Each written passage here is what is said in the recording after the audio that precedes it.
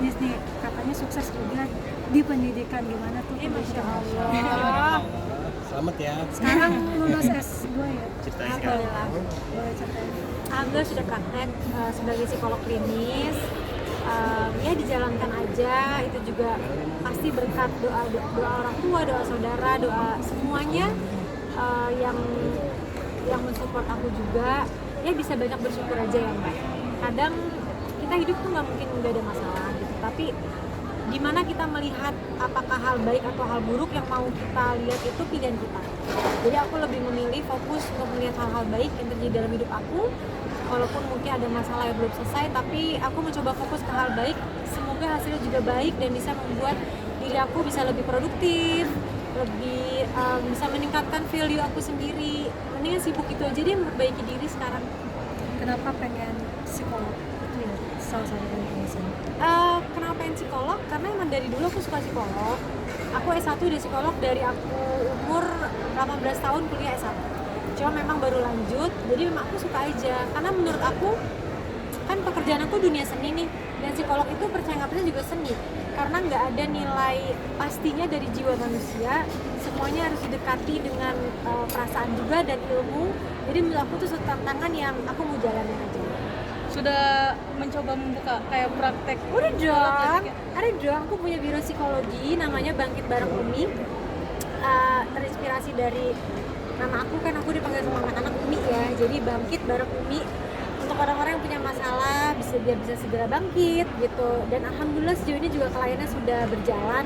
Tapi memang aku batasi karena waktu ya, karena waktu. Tapi semoga aku bisa lebih banyak lagi bantu orang gitu sih.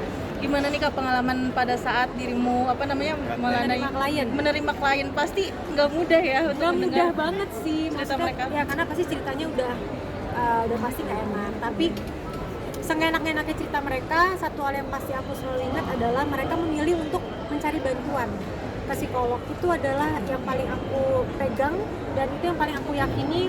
Jadi seberat apapun masalah mereka pasti bisa melewati karena mereka sudah memiliki keinginan untuk sembuh gitu. Dan aku di sini hanya bisa mendampingi. Aku selalu ngomong seperti itu sama klien aku cuma bisa mendampingi, nemenin kamu naik tangga pelan-pelan. Aku cuma bisa pegang tangan kamu, tapi kaki kamu sendiri yang melangkah gitu. Jadi sebagai seorang psikolog aku cuma bisa mendampingi, tapi balik ke diri klien itu, dan itu tugas aku untuk menyemangati mereka. Mungkin adik-adik udah konsultasi, ada reviewnya? Pernah nggak? Ada reviewnya gimana sebagai psikolog? Tadi justru kebalik ya. Kakaknya yang lebih sering. Iya. Kan psikolog juga manusia gitu, butuh curhat juga.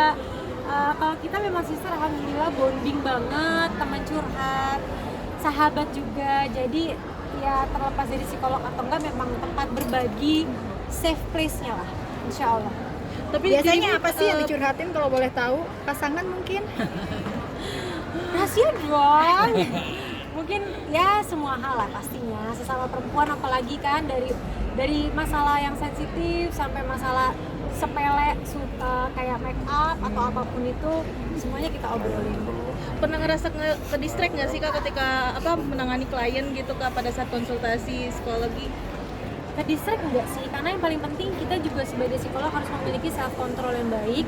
Jadi memang kalau memang kita merasa lagi capek atau lelah, mending nggak usah buka praktek dulu, karena kita harus dalam keadaan optimal dalam menerima klien.